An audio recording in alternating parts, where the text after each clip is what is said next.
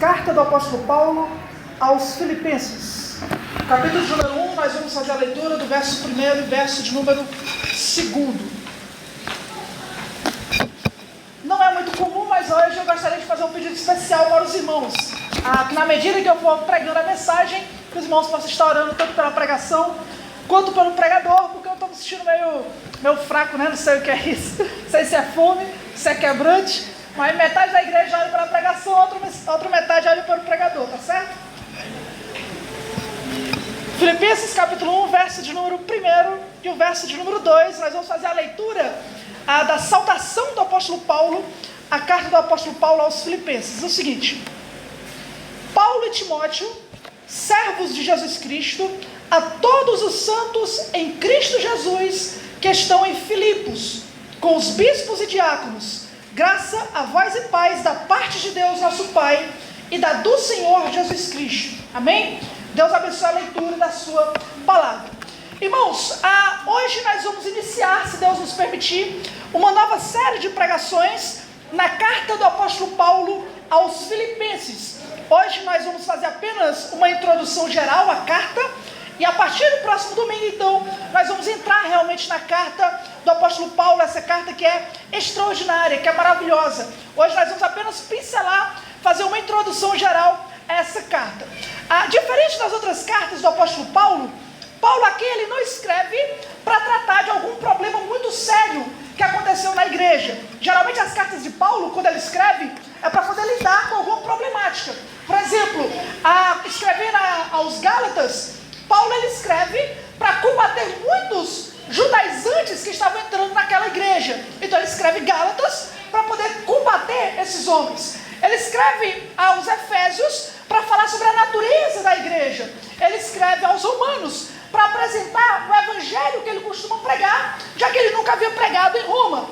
Mas nessa carta de Paulo aos Filipenses, você não encontra uma grande dificuldade ou um grande problema que levou o apóstolo Paulo a escrever essa carta. Não é. Pelo contrário, você pode perceber, por exemplo, já no início da carta, que o apóstolo Paulo nem sequer se denomina como apóstolo.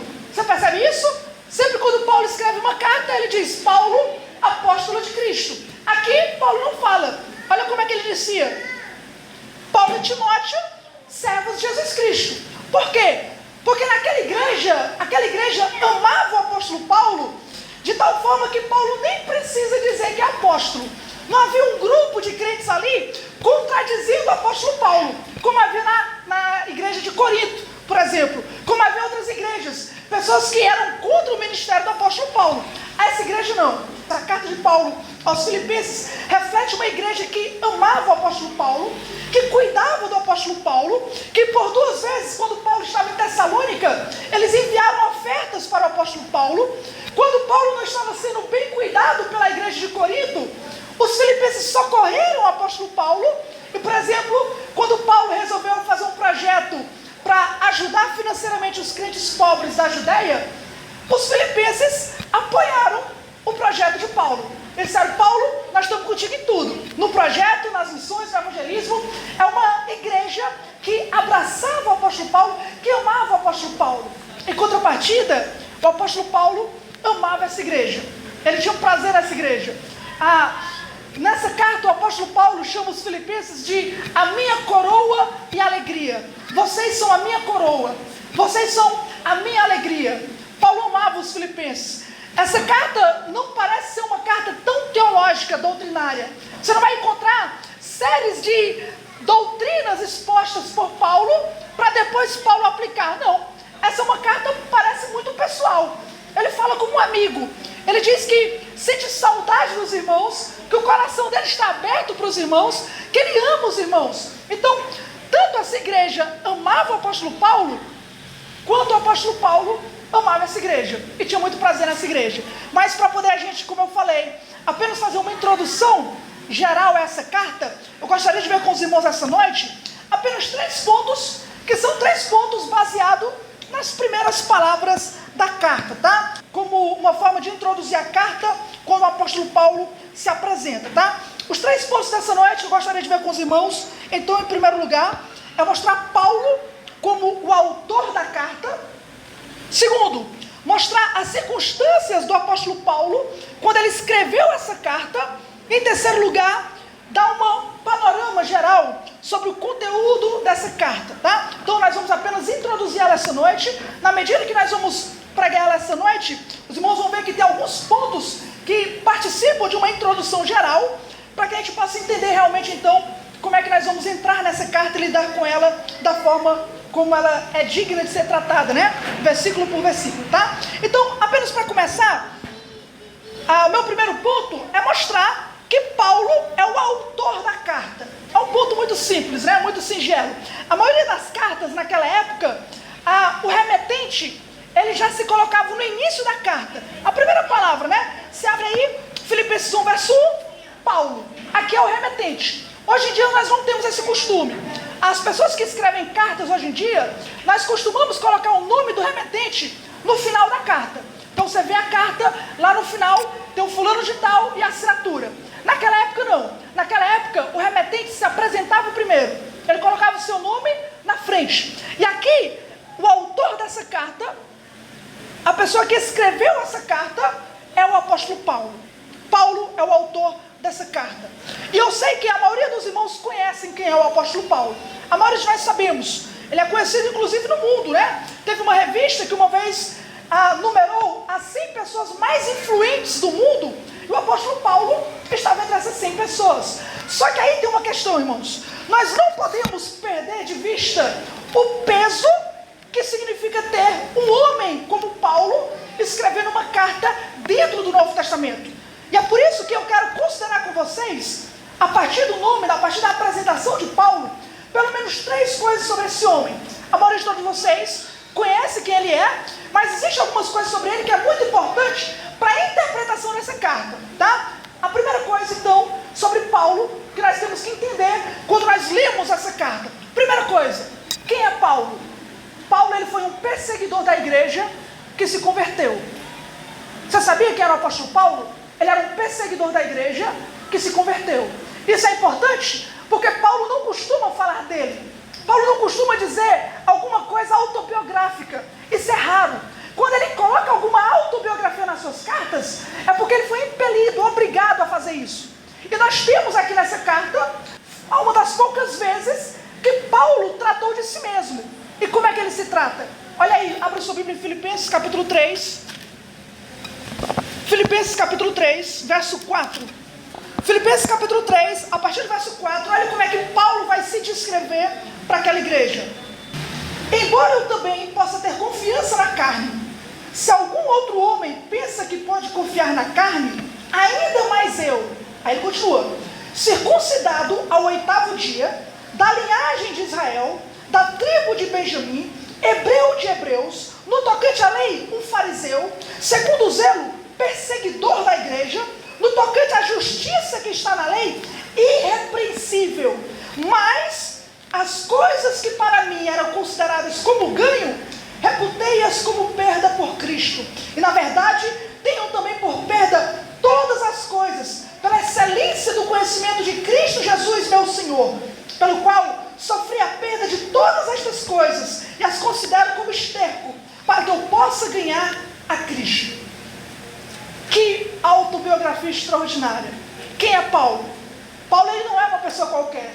Ele diz aqui que ele foi circuncidado ao 8º dia. Ele era um judeu puro sangue. Ele nasceu numa das tribos mais importantes de Israel. Ele é da linhagem de Benjamim. E ele não era qualquer pessoa. Entre as seitas dos judeus, ele fazia parte da seita mais zelosa, mais severa. Ele era um fariseu.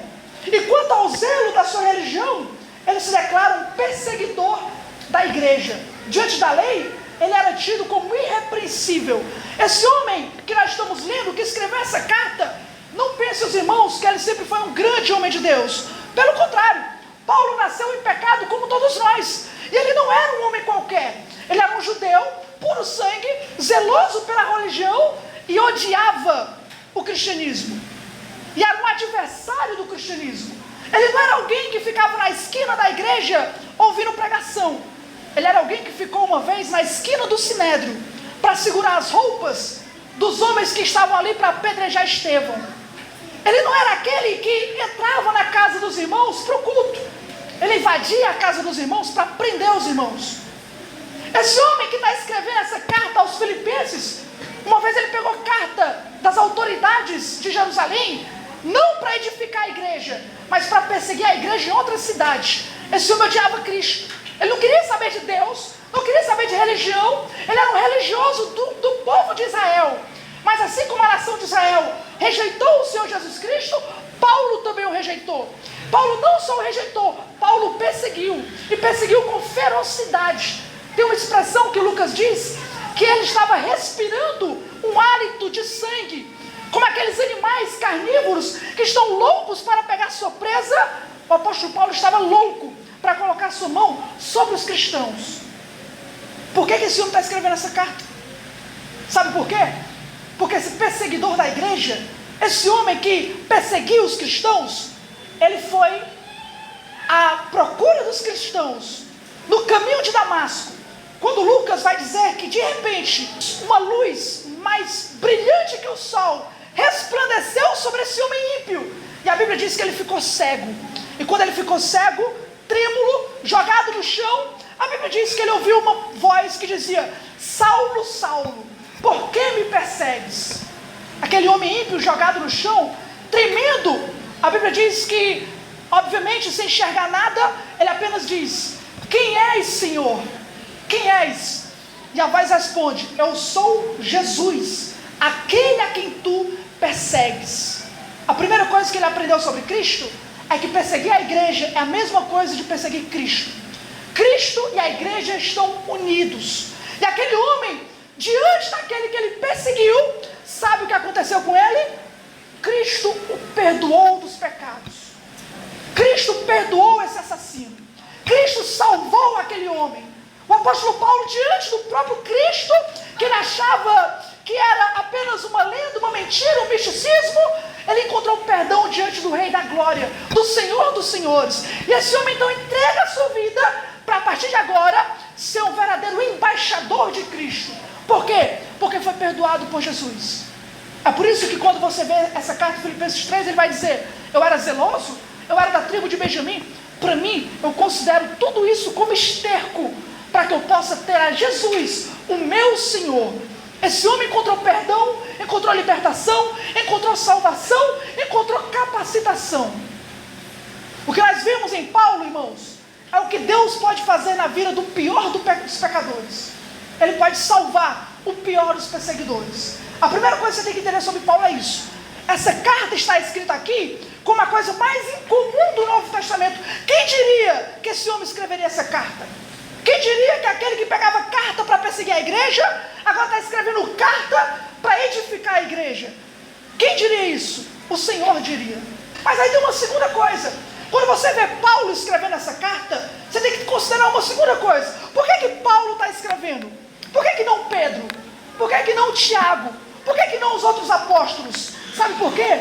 Porque o apóstolo Paulo, ele não é só alguém que se converteu e agora está escrevendo cartas. A segunda razão de Paulo estar escrevendo essa carta é porque Paulo, ele foi o fundador da igreja de Filipos. É por isso que ele está escrevendo. A igreja dos Filipenses, ela foi plantada pelo apóstolo Paulo. E isso é importante, porque os irmãos, não imaginem os irmãos que o apóstolo Paulo estava planejando iniciar uma igreja na cidade dos Filipenses. Não estava. Pelo contrário, quem nos narra a história dessa igreja é Lucas, em Atos capítulo 16. E lá, Lucas vai dizer que o objetivo de Paulo era ir para a Ásia, era ir para o Oriente. Mas aí a Bíblia vai dizer que Deus impediu o apóstolo Paulo. Ele queria ir para Bitínia, Deus o impediu. E aí, para onde é que ele tem que ir então? E aí Deus deu para ele uma visão. A visão do apóstolo Paulo era um macedônio que estava dizendo: venha para Macedônia, salva-nos. E aí o apóstolo Paulo entendeu que Deus queria que ele se voltasse para Macedônia. Só que aí tem uma questão, né, irmãos? Ele vai para Macedônia, mas ele vai para qual cidade? Qual é a cidade que o apóstolo Paulo vai? Aí é que Deus deixa de dar revelação e o homem passa a ser o estrategista, para ele saber a melhor forma de usar os dons que Deus lhe concedeu. O apóstolo Paulo, ele decide ir para Filipos. Por que ele decide ir para lá? Porque essa cidade, ela era uma das cidades mais importantes daquela época. Ela romana, e pelo menos por 3 razões, a cidade de Filipos foi escolhida pelo apóstolo Paulo. Primeiro, por quê? Porque aquela cidade, a cidade de Filipos, ela era rodeada por diversas minas de ouro, que na época do apóstolo Paulo, essas minas de ouro já tinham sido exploradas bastante, mas tornou a cidade de Filipos uma cidade rica, uma cidade que ela era possível se tornar um centro de cultura, um centro de riqueza, um centro de exportação. Então, muitas pessoas iam para essa cidade porque ela era importante devido ao seu trabalho. A segunda razão que Paulo tinha é porque quem fundou essa cidade foi Filipe da Macedônia, por isso o nome Filipos. Para quem não sabe, Filipe da Macedônia, ele foi pai de Alexandre o Grande. Esse homem colocou um nome nessa cidade porque ele teve um ponto de vista estratégico, assim como Paulo. Filipos ficava entre o Oriente e o Ocidente. Para você passar de um lado para o outro, você passava por Filipos. Ele ficava entre a Ásia e a Europa. Então, Filipos, ele funda essa cidade para que ele pudesse dominar aquela rota. Dominar a rota entre a Ásia e a Europa, entre o Ocidente e entre o Oriente. O que é que Paulo pensou? Se eu quero ir para um lugar onde eu posso compartilhar o Evangelho, para o Evangelho se espalhar, vou para Filipos. Plantando uma igreja em Filipos, fica mais fácil o Evangelho ficar do nosso lado, a Europa, o lado ocidental, e fica mais próximo também a caminho ali do Oriente. Inclusive, Filipos foi a primeira cidade que nós temos na Europa. Foi a primeira vez que o Evangelho de Cristo se virou para nós, aqui no Ocidente. Foi na cidade de Filipos. Essa é a segunda razão. A terceira razão, porque aquela cidade era muito importante, é porque aquela cidade, ela era uma colônia romana. Roma ficava longe, mas Filipos era como se fosse uma colônia romana. Ou seja, os cidadãos que nasciam lá e que viviam lá, eles eram considerados pelo imperador como cidadãos romanos. Eles tinham orgulho de serem romanos, mesmo sendo filipenses. Eles tinham orgulho de fazer parte da cidadania romana. Tanto é que a língua que eles falavam lá era a língua de Roma. Eles tinham Filipos como se fosse uma pequena Roma. Eles guardavam o calendário romano, eles cantavam músicas romanas, eles tinham as cerimônias romanas, eles se vestiam como romanos, eles eram orgulhosos por serem cidadãos romanos. É por isso que Paulo lá na frente vai dizer o seguinte: olha, não se esqueçam que a nossa cidadania está nos céus. Nossa cidadania está nos céus. Então, por causa dessas 3 razões, Paulo se vira para a cidade de Filipos, para os filipenses. E a chegada de Paulo lá, a Lucas narra, é maravilhosa, né? Lá, para vocês terem ideia, já estava virando um pouco mais para o ocidente, lá não tinha sinagoga dos judeus. Paulo tinha um costume, né? Chegou numa cidade, onde é que tem uma sinagoga? Chegou em Filipos, não tem sinagoga. Não tem uma sinagoga dos judeus. Então o que ele foi fazer? Ele foi para a beira do rio, onde era comum algumas mulheres se reunirem para fazerem orações ao Deus de Israel. Eram pessoas prosélitas, eram gentios, convertidos ao judaísmo. Então Paulo foi lá e pregou o evangelho para aquelas mulheres que estavam reunidas. A Bíblia diz que Deus abriu o coração de uma daquelas mulheres. O nome dela era Lídia, e ela era uma importante empresária, né? Era uma mulher riquíssima. E essa mulher da classe social alta, ela foi convertida pela mensagem do apóstolo Paulo. E Paulo continuou pregando o evangelho. Uma coisa interessante que Lucas vai dizer é que enquanto Paulo pregava o evangelho nas ruas de Filipos, uma jovem escrava, que era possessa por demônios, começou a perseguir o apóstolo Paulo. Começou a dizer: olha, esse homem está falando do Deus Altíssimo. Esse homem veio para nos salvar. E é claro, os demônios estavam fazendo aquilo para importunar o apóstolo Paulo. A Bíblia diz que na autoridade de Cristo, o apóstolo Paulo se volta para essa jovem possessa por demônios, e ele diz: em nome do Senhor Jesus Cristo, sai dela. E aquela jovem escrava, ela é liberta. Aquele demônio de adivinhação, aquele espírito de adivinhação, ela é tirada daquela moça. E os senhores dela, quando percebem que a fonte de lucro havia sido perdida, o que é que faz? Faz um motim na cidade, junto com a multidão, para dizer que Paulo estava pregando outras coisas que não tinha nada a ver com cidadania romana. Estavam pregando outros deuses, outros costumes, que não tinha a ver com o costume daquela cidade. O que é que acontece? O apóstolo Paulo é pego, junto com Silas, ele é levado para a cadeia de Filipos. A Bíblia diz que ele é colocado na cadeia interior, ou seja, na pior parte da prisão. Ele é açoitado com muitos açoites. E a Bíblia diz que os pés dele é amarrado num tronco. E aí o apóstolo Paulo começou a evangelizar no dia, ganhando uma grande proprietária, né, naquele lugar. Passa a parte do dia expulsando o demônio, termina a noite enjaulado, né, no pior momento, no pior lugar da cadeia.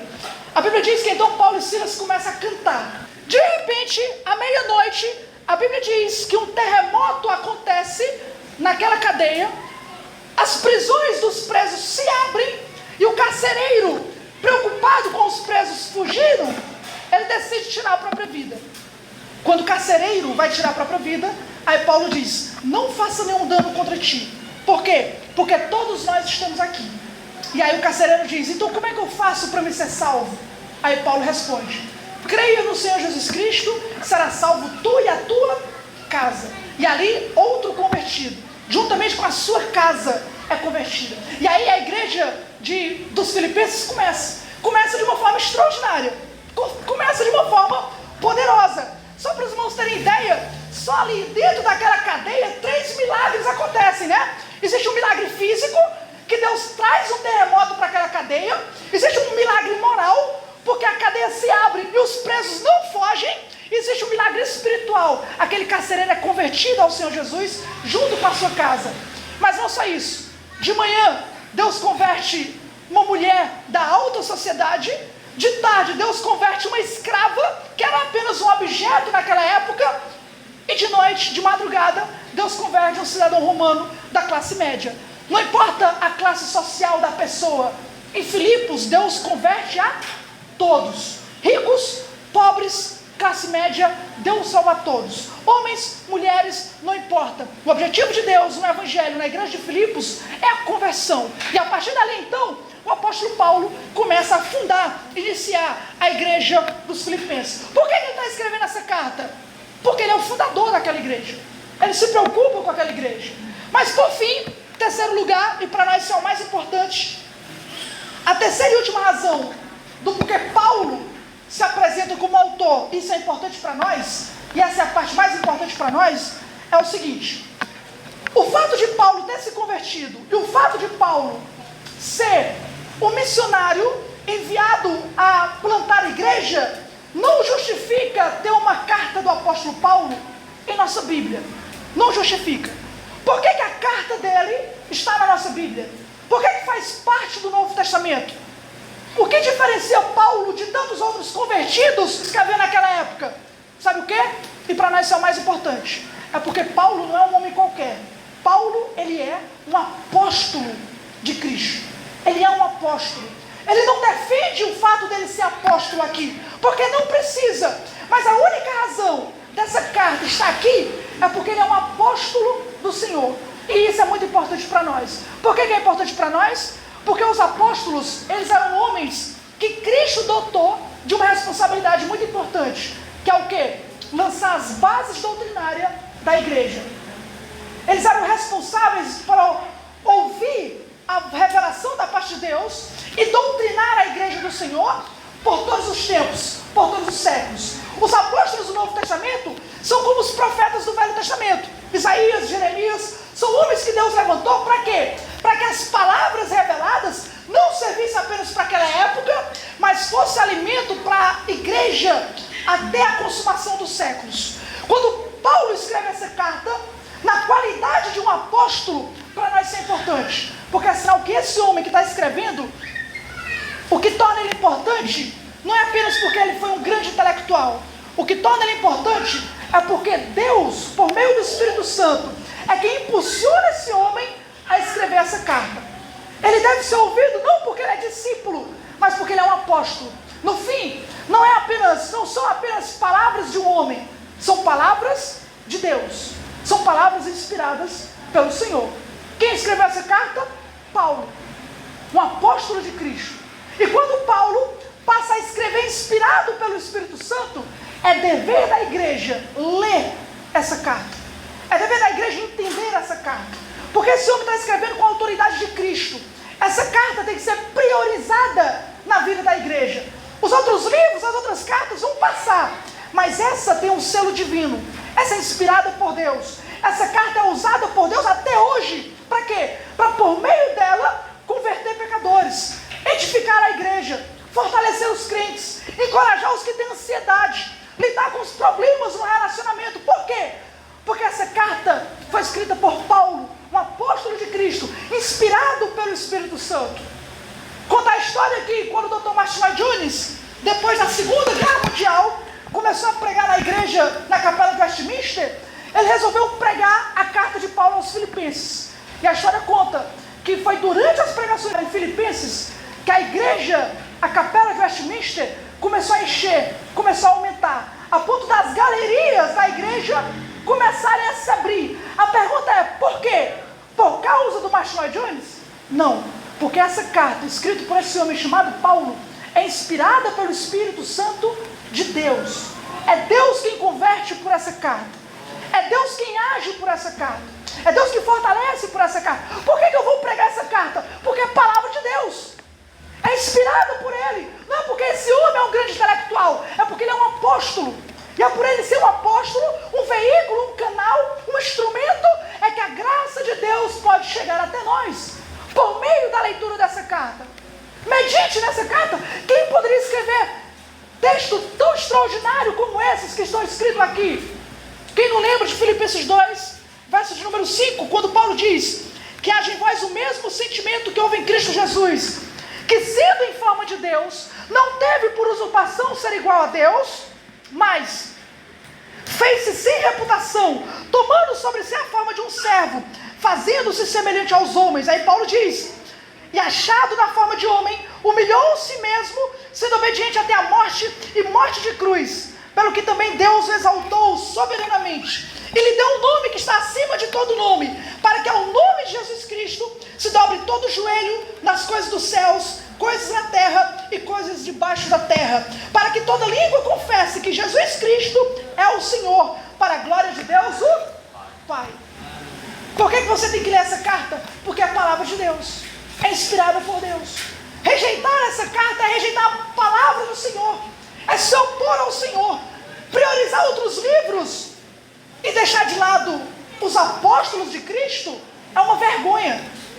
Quando nós priorizamos a leitura de outros homens e não priorizamos a leitura desses que Cristo inspirou, isso é um erro nosso, é um erro da igreja. Independente de Lloyd Jones, ele não foi um apóstolo de Cristo. Esses homens que são apóstolos inspirados, esse deve ter a prioridade na vida da igreja.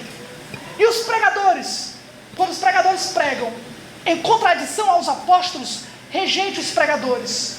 Foi o que Pedro disse. 2 Pedro capítulo 1, verso 16, Pedro vai dizer, Paulo escreveu coisas difíceis de se entender, mas esses homens pervertem para a própria condenação deles.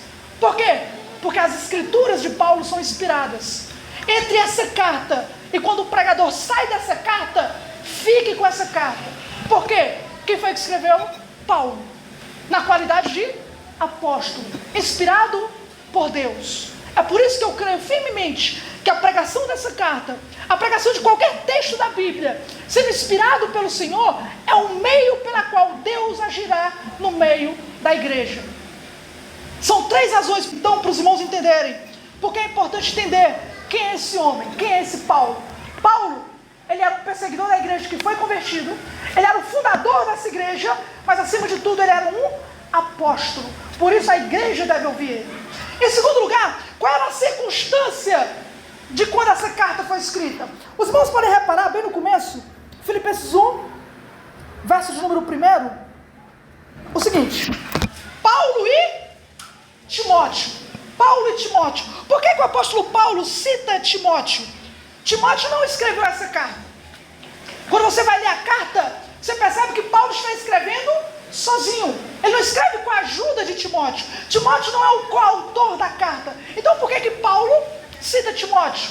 Isso tem mais a ver, irmãos, com as circunstâncias que Paulo vivia quando escreveu essa carta. Abra sua Bíblia ainda em Filipenses agora, capítulo 2. Como eu falei, é apenas uma introdução à carta. Filipenses 2, verso de número 19. Vamos entender por que Paulo cita Timóteo. Paulo dizendo, mas confio no Senhor Jesus, que em breve vos mandarei Timóteo, para que também eu esteja de bom ânimo, sabendo do vosso estado. Porque não há nenhum homem como ele, que sinceramente cuide do vosso estado. Todos buscam o que é seu, e não as coisas que são de Cristo Jesus. Mas também conheceis o caráter dele, de Timóteo, e que como filho ou pai, tem servido comigo no Evangelho. De modo que espero enviá-lo a vós logo, assim que eu descobrir o que irá acontecer comigo. Mas confio no Senhor, que também eu mesmo irei ter convosco em breve. Olha que interessante. Aqui nessa carta, Paulo dá a entender o seguinte: olha, eu vou mandar essa carta, mas eu vou mandar por meio de Timóteo. Timóteo vai ser aquele que vai levar essa carta. Ele vai lidar com vocês. Por que Paulo não vai? Por que ele manda Timóteo? Será que é porque ele está de alguma forma ocupado demais com as igrejas? Não, irmão. A razão para isso é que quando Paulo escreve essa carta, ele está preso. O apóstolo Paulo está em cadeias. Ele está trancafiado. Ele está preso na cidade de Roma. Lembra do livro de Atos? O livro de Atos termina com o apóstolo Paulo sendo preso em Roma.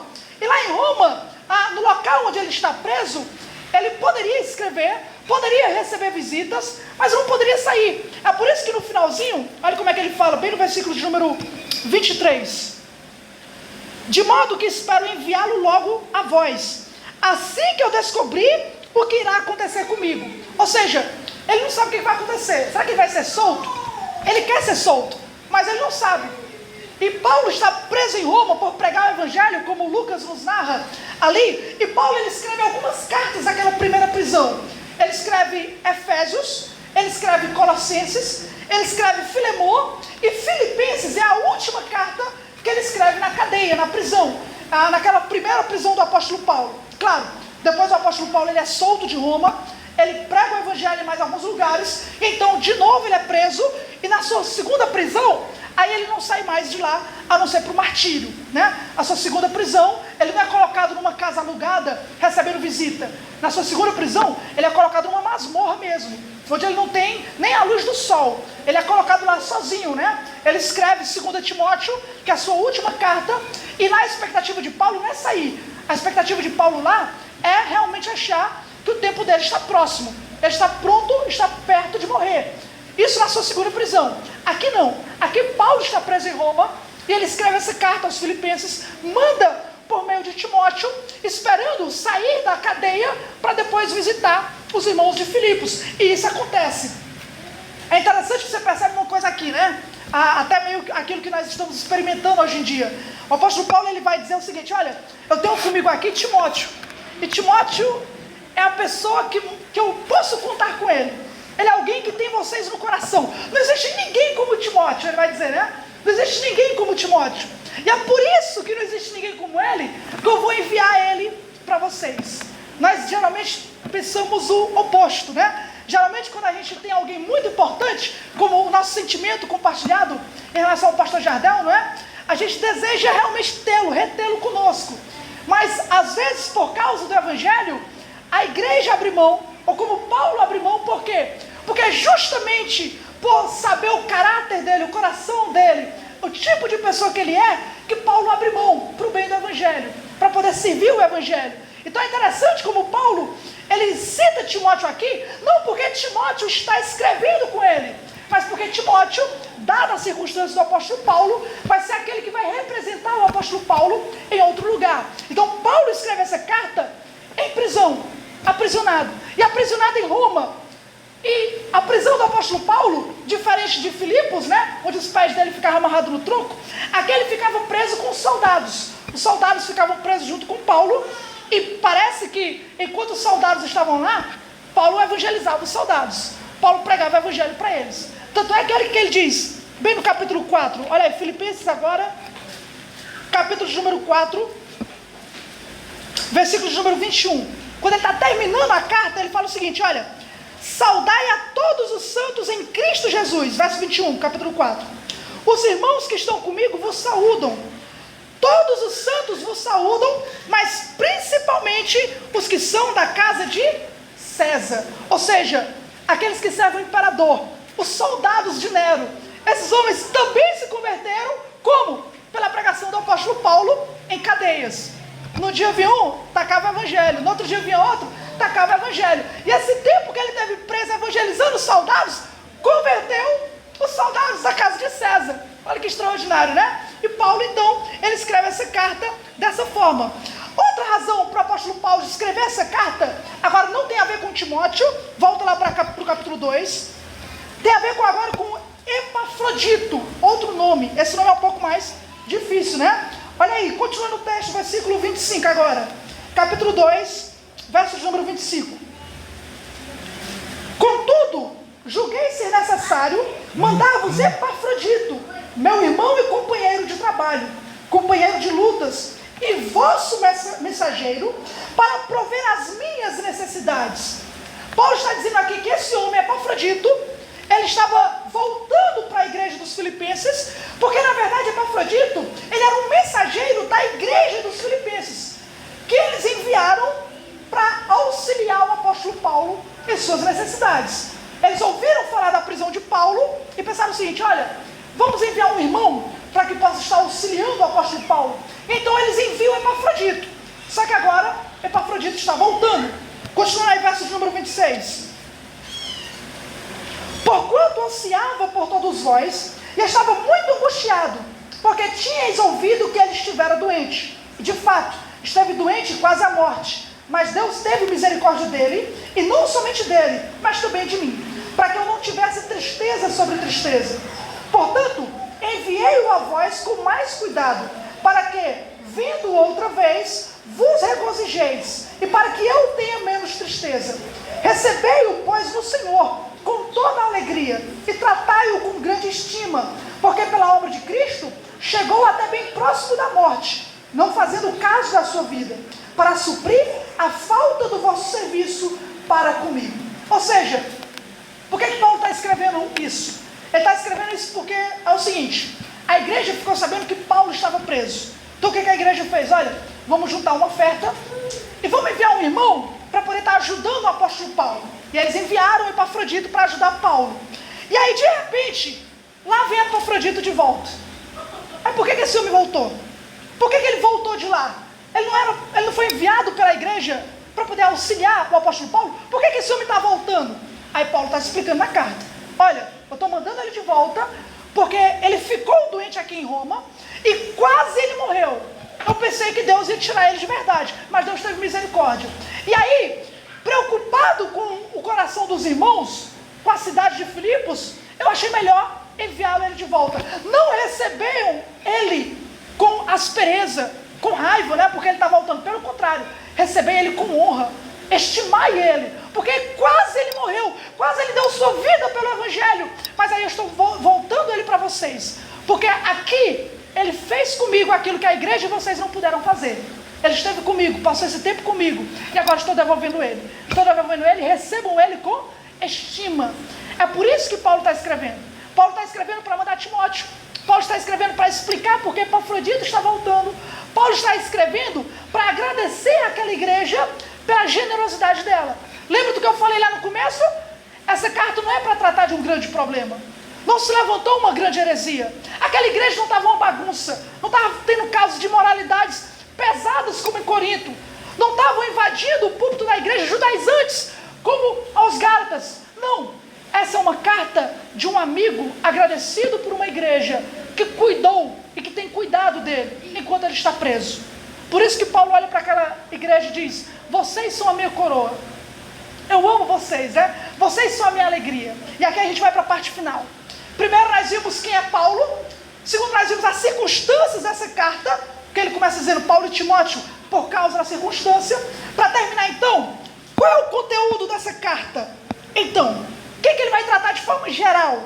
Já que essas são as razões, qual é o conteúdo principal dessa carta e a sua divisão? O conteúdo principal dessa carta, irmão, é a alegria do cristão em Cristo. Esse é o ponto principal. Essa carta ela tem sido chamada na história da igreja como a carta da alegria. O apóstolo Paulo está feliz pelaquela igreja. Mais de uma dúzia de vezes ele fala para aqueles irmãos se alegrarem, se regozijarem em Cristo.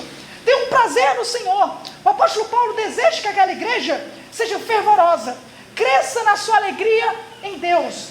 De tal forma, olha o que ele diz em Filipenses capítulo 3, verso de número 1. Parece até que ele vai terminar a carta, mas não, olha o que ele diz. No mais, meus irmãos, ou seja, depois, independente de tudo que eu já falei, regozijai-vos no Senhor. Escrevermos as mesmas coisas não me é penoso, mas para vós é segurança. É o capítulo 4, verso 4, eu acho que é o versículo mais conhecido, né? Regozijai-vos sempre no Senhor. Outra vez vos digo, regozijai-vos. Paulo deseja que aquela igreja tenha o prazer de levar uma vida para Cristo. O prazer de levar uma vida para Cristo. E a alegria do cristão em Cristo não depende de nada desse lado da eternidade. Depende do nosso relacionamento com Ele. Depende do nosso relacionamento com Cristo. Aquela igreja não é perfeita. Tem problemas naquela igreja. E Paulo vai tratar deles. Em cada capítulo ele vai tratar algumas questões. No capítulo 1, Paulo vai dizer que existe sofrimento. Ele foi preso por pregar o evangelho. Alguns irmãos estão sendo perseguidos. Mas no capítulo 1 ele vai dizer que a nossa alegria não depende das circunstâncias da vida. Não depende daquilo que nos acomete. Não depende daquilo que vem até nós. Quando nós estamos fazendo tudo direito. Não depende de quando nós enfrentamos uma enfermidade, uma doença. Nós lidamos com problemas financeiros. Não depende. A alegria do cristão está acima da circunstância. O apóstolo Paulo está preso, escrevendo uma carta sobre a alegria. A alegria do cristão está acima disso. No capítulo 2, ele vai mostrar que a alegria está acima de qualquer dificuldade no relacionamento humano. Existem alguns, claro, que pregavam naquela igreja por porfia. Outros não tinham uma unidade tão grande. Mas Paulo vai lembrar a igreja que a alegria cristã supera as dificuldades nos relacionamentos. Muitos relacionamentos nos abatem, nos deixam tristes. Enfrentamos problemas, mas a alegria em Cristo supera as dificuldades nos relacionamentos. No capítulo 3, ele vai dizer que algumas doutrinas erradas podem estar ventilando a vida da igreja, mas isso não tira também a alegria da igreja. No capítulo 4, aquele grande versículo sobre ansiedade, ele vai dizer que nem a ansiedade, nem o medo do nosso coração, nem os nossos temores internos podem tirar do coração do crente a alegria que nós podemos encontrar em Cristo. Então Paulo, ele vai tratar da alegria em todos os capítulos dessa carta, mostrando que em tudo isso, irmãos, a alegria supera. Nós vivemos num mundo que as pessoas correm atrás de alegria, mas tão facilmente a alegria delas se perdem. Numa circunstância, na perca de um emprego, num acidente, aquilo que elas estavam alegres, de repente ficam depressivas por causa das circunstâncias que esse mundo caído faz com que chegue até nós. O cristão tem uma esperança. Nós temos uma alegria que supera as piores calamidades que nós enfrentamos nesse mundo. Nós temos dificuldades em relacionamentos. A alegria em Cristo supera, irmãos, a maior decepção de um relacionamento humano. A alegria em Cristo consegue suprir, fortalecer e encorajar. Nós enfrentamos dificuldades doutrinárias na vida da igreja. Tal igreja está ensinando heresia, tal igreja está ensinando isso. Parece que o cristianismo está caindo. Não está. A igreja de Cristo continua vigorosa na doutrina dos apóstolos. Nada desse mundo pode parar a igreja de Cristo. O fato de existir muitas falsas igrejas não diminui em nada o número de igrejas verdadeiras que amam a doutrina de Cristo. A ansiedade, aquilo que turba o nosso coração, a alegria de Cristo consegue, de tal forma que Paulo diz que a paz que nós recebemos é uma paz que excede todo o entendimento. As pessoas não entendem como é que ele está em paz, né? Como é que ela está em paz? Como é que vão para a igreja cantar? Como é que eles estão felizes? Porque a paz que excede todo o entendimento é nos dado na alegria cristã. E é isso que Paulo quer. Ele vai tratar de um grande problema? Não vai. Mas se ele vai escrever para os amigos dele, tem uma coisa que Paulo quer. É que os seus amigos tenham o máximo de alegria em Cristo possível. É que a igreja tenha o máximo de alegria possível. Eu pergunto para você, para os seus amigos, você deseja que os seus amigos tenham o máximo de alegria possível? Isso só é possível em Cristo. Em Cristo eles vão ter. O que nós devemos fazer? Imitar o apóstolo Paulo. E ver como o seu exemplo aqui nessa carta, de uma verdadeira amizade cristã, pode nos ensinar a ser uma igreja alegre, apesar de tudo que eu falei, e uma igreja que deseja contagiar outros a ter essa mesma alegria. Que a partir do próximo domingo, como eu falei, foi uma mensagem um pouco mais técnica, mais detalhada. O objetivo é fazermos uma introdução a essa carta, para que aí sim, a partir da próxima semana, nós entrarmos então nos detalhes dessa carta e ver como Cristo brilha, trazendo alegria ao nosso coração. Amém? Vamos orar então?